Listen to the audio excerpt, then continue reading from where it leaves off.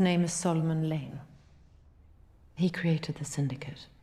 Where does he come from? He's former British intelligence.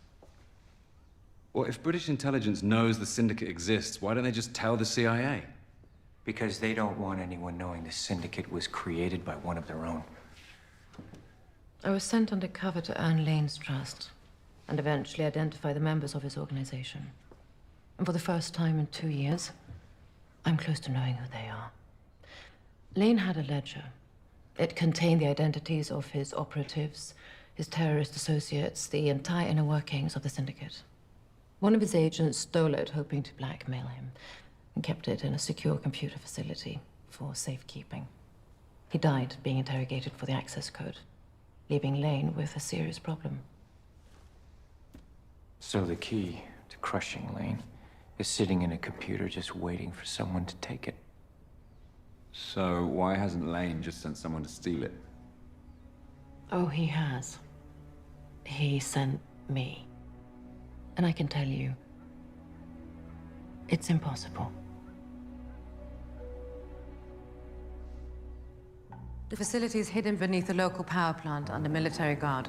And the only way to download the ledger is through the central computer terminal located there. To reach the terminal, you'll need to pass the main gate.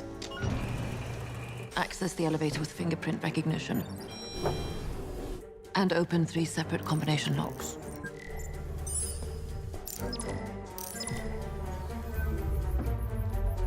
Well, that's easy. We just impersonate the agent who stole the ledger in the first place, and I get to wear a mask.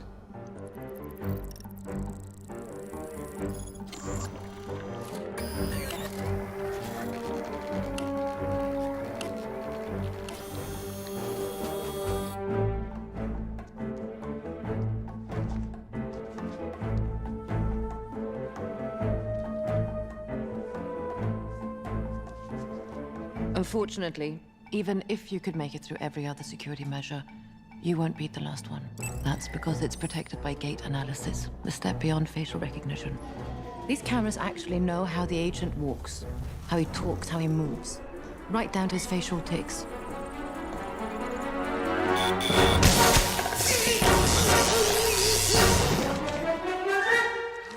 So what you're saying is no mask can beat it. We're busted before we even get into the vault, and I wind up in a Moroccan jail playing mummies and daddies with Omar the Strangler.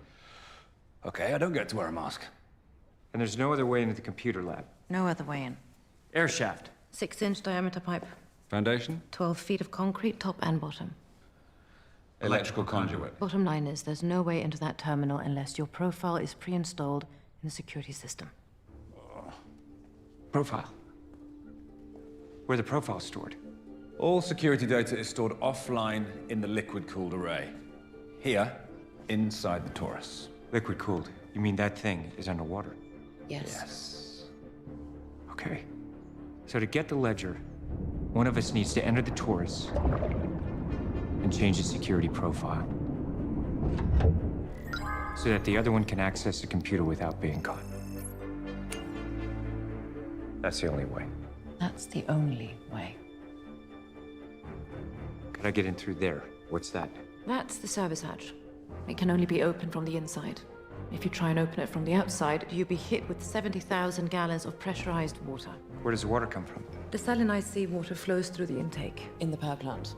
And before you ask, the system is designed to shut down automatically if any metal enters the intake. No oxygen tanks. All right, well, how long will it take to free swim from the intake to the service hatch? 2 minutes, with the current at full power.